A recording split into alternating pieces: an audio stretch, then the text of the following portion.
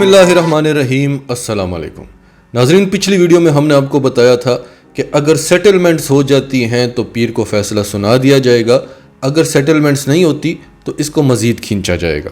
اور اس بار عمران خان کے سامنے ڈیمانڈز بڑی نرم رکھی جائیں گی، کیونکہ اب بالکل کلیئر ہو گیا ہے کہ یہ حکومت چل نہیں سکتی، عوام نہیں مان رہے، لیکن اپنی ساکھ کو بچانا ہے، اس لیے کچھ نہ کچھ ڈیمانڈز رکھی جائیں گی۔ لیکن عمران خان نرم ڈیمانڈز ماننے کو بھی تیار نہیں ہے۔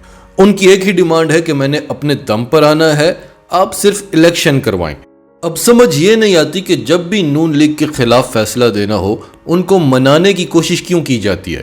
جب ثابت ہو گیا کہ قطری خط جھوٹا تھا، کیلیبری فنڈ پکڑا گیا تھا، اس کے بعد کیس کو کھینچنے کی ضرورت کیا تھی؟ پھر مریم نواز کی ویڈیو تھی کہ لندن تو کیا، میری تو پاکستان میں بھی کوئی جائیداد نہیں ہے۔ اور پھر جب ان کی جائیدادیں ثابت ہوئیں، انہوں نے خود قبول کیا، اس کے بعد کیسز کو کھینچنے کی ضرورت کیا تھی؟ اب جب ثابت ہو گیا ہے کہ قانون کہتا ہے کہ کس کو ووٹ ڈالنا ہے، یہ فیصلہ پارلیمانی پارٹی کرے گی، پارٹی ہیڈ نہیں کرے گا، تو پھر اس فیصلے کو کھینچنے کی ضرورت کیا ہے؟ آج سارا دن ڈپٹی اسپیکر کے وکیل عرفان قادر سے یہی پوچھا جاتا رہا۔ دیکھیں، 3 اہم سوالات تھے کہ ڈپٹی اسپیکر دوست مزاری جب کہہ رہے تھے کہ میں سپریم کورٹ کے آرڈر کے تحت یہ فیصلہ کر رہا ہوں، تو وہ کون سا آرڈر تھا، وہ کون سا پیرا انہوں نے پڑھا تھا، وہ ہمیں بتا دیں۔ جواب کیا ملتا تھا؟ فل کورٹ بناؤ۔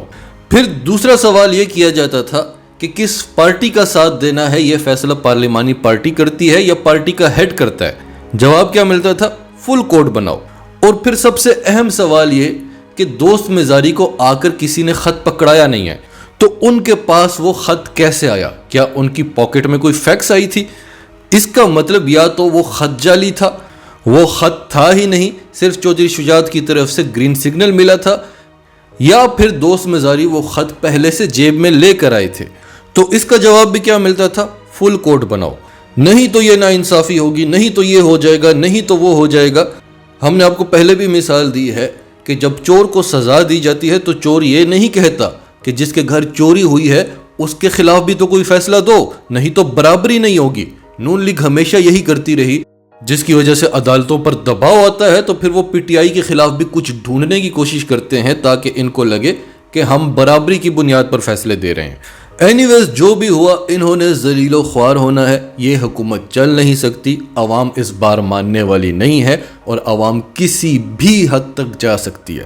اگر عوام رکی ہوئی ہے تو صرف اس وجہ سے کہ عمران خان نے فی الحال روکا ہوا ہے۔ ان کے پاس تو 4 بندے اکٹھے ہوں تو یہ چڑھائی کر دیتے ہیں، آج بھی وہی کر رہے ہیں۔ عمران خان نے 22 کروڑ عوام کو روکا ہوا ہے۔ اور دوسری وجہ عوام کے رکنے کی یہ ہے کہ عوام کو ابھی امید ہے کہ عمران خان واپس آئے گا اور فل پاور کے ساتھ آئے گا۔ اگر یہ امید ٹوٹ گئی یا عمران خان نے اپنی رکاوٹ ہٹا لی تو پھر آپ وہ دیکھیں گے جس کا آپ تصور بھی نہیں کر سکتے۔ تو آج کورٹ میں کیا ہوا، اس کی ڈیٹیلز آپ کو بتاتے ہیں۔ اس سے پہلے اگر ابھی تک آپ نے ہمارا چینل سچ ٹی وی سبسکرائب نہیں کیا تو اسے ابھی سبسکرائب کریں اور بیل آئیکن پر کلک کریں تاکہ ہماری آنے والی ویڈیوز آپ کو وقت پر ملتی رہیں۔ سپریم کورٹ آف پاکستان نے فل کورٹ بنانے کی تمام درخواستیں مسترد کر دی ہیں۔ Chief justice of Pakistan Umar Ata Bandial نے فیصلہ سناتے ہوئے کہا کہ معاملے کی بنیاد قانونی سوال ہے کہ ارکان اسمبلی کو ہدایت پارٹی سربراہ دے سکتا ہے یا نہیں دے سکتا۔ چیف جسٹس نے کہا کہ ڈپٹی اسپیکر والا کیس کل صبح 11:30 بجے سنیں گے۔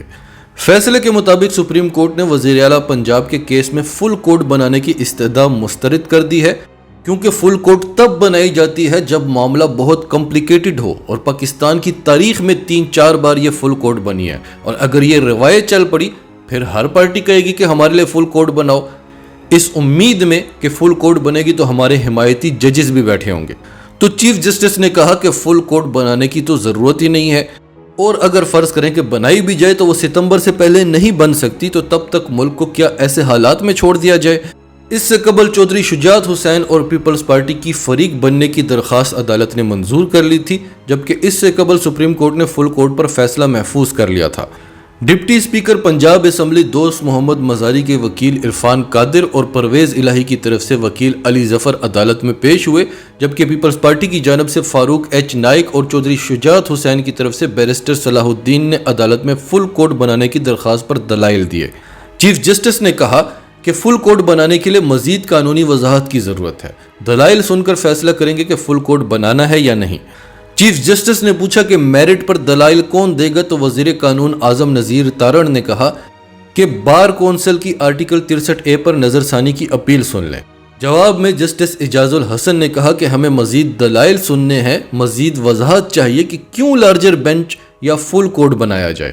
دوست مزاری کے وکیل عرفان قادر نے کہا کہ فل کورٹ پر ہی بات کرنے کی استدعا کرنے کی ہدایت ملی تھی، اپنے موکل سے ہدایت لینے کے لیے وقت دیا جائے۔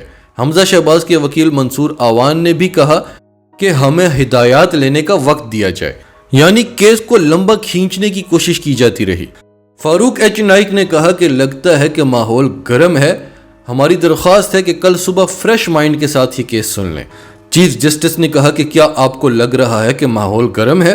جسٹس اعجاز الحسن نے کہا کہ ہم تو بڑے پرسکون بیٹھے ہوئے ہیں، آپ دلائل دیں، ہمیں جواب دیں کہ فل کورٹ کیوں بننا چاہیے۔ ناظرین، کوئی جواب نہیں تھا۔ چیف جسٹس نے کہا کہ جب 5 ججز مل کر وزیر اعظم عمران خان کو گھر بھیج سکتے ہیں تب تو آپ بڑے خوش ہوئے تھے، تب تو فل کورٹ بنانے کا نہیں کہا تھا۔ اب آپ کو کیوں لگ رہا ہے کہ اتنے کلیئر فیصلے کے لیے فل بینچ بننا چاہیے؟ ناظرین، آج سارا دن عدالت عرفان قادر سے ایک ہی سوال کرتی رہی کہ ڈپٹی اسپیکر دوست مزاری نے عدالت کے فیصلے کے کون سے پیرا کو پڑھتے ہوئے کہا کہ میں عدالت کے فیصلے کی روشنی میں یہ فیصلہ سنا رہا ہوں۔ وہ کون سا پیرا تھا، وہ کون سا قانون تھا، وہ بس ہمیں وہ پیرا بتا دیں، ہمیں وہ بتا دیں کہ دوست مزاری نے یہ فیصلہ کس بنیاد پر سنایا۔ اور دوسرا سوال یہ کہ کیا پارلیمانی ہیڈ اور پارلیمانی پارٹی یہ فیصلہ کرے گی کہ ہم نے کس جماعت کا ساتھ دینا ہے، یا پارٹی ہیڈ یہ فیصلہ کرے گا؟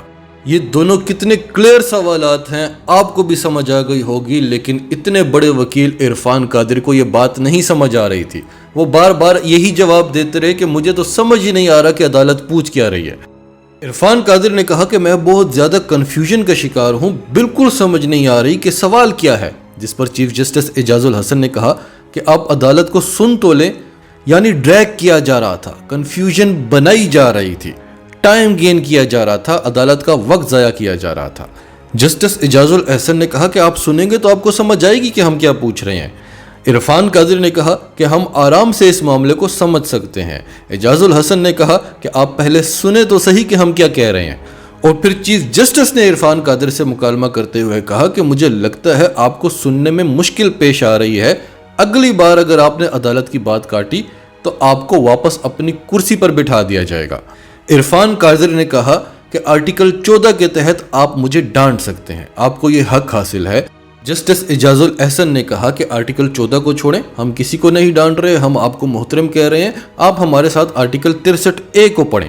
عرفان قادر نے کہا کہ آپ مجھے محترم کہہ رہے ہیں تو میں آپ کو اس سے زیادہ محترم کہوں گا، میں آپ کو ناراض ہونے نہیں دوں گا، آپ ناراض ہو گئے ہیں، یعنی بات کو کسی اور طرف لے جانے کی کوشش، لمبا کرنے کی کوشش۔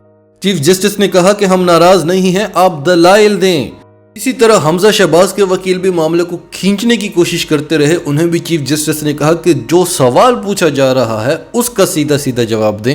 اور حمزہ شہباز کے وکیل کی طرف سے یہی کہا جاتا تھا کہ فل کورٹ بنائی جائے، فل بینچ تشکیل دیا جائے۔ اس کے بعد بھی ابھی تک فیصلہ نہیں سنایا گیا، اس سے زیادہ عدالت آپ کو اور کیا رعایت دے؟ ثابت ہو جاتا ہے کہ ایک شخص نے قتل کیا ہے تو عدالت اپنا فیصلہ سنا دیتی ہے، بھلے وہ شخص مانے یا نہ مانے۔ عدالت اس شخص سے پوچھتی رہے کہ بتاؤ ہمیں کہ تم نے کیوں قتل کیا، اور سارا دن پوچھتی رہے اور اس شخص کے پاس پھر بھی جواب نہ ہو، اس سے زیادہ عدالت اور کیا رعایت دے؟ اب دیکھنا یہ ہے کہ محترم عدالت عظمیٰ کل کیا فیصلہ سناتی ہے، اور کل سناتی ہے یا نہیں، اس کیس کو مزید کھینچا جاتا ہے۔ ناظرین، آپ کی سب کے بارے میں کیا رائے ہے؟ کمنٹس میں اپنی رائے کا اظہار کرتے رہیں، اور اگر آپ ہمارے چینل پر نئے ہیں تو ابھی سچ ٹی وی کو سبسکرائب کریں، سچ ٹی وی فیملی کا حصہ بنیں، اور ہماری ویڈیوز پسند آئیں تو انہیں لائک کریں، شیئر کریں، تاکہ زیادہ سے زیادہ لوگوں تک یہ میسیجز پہنچتے رہیں۔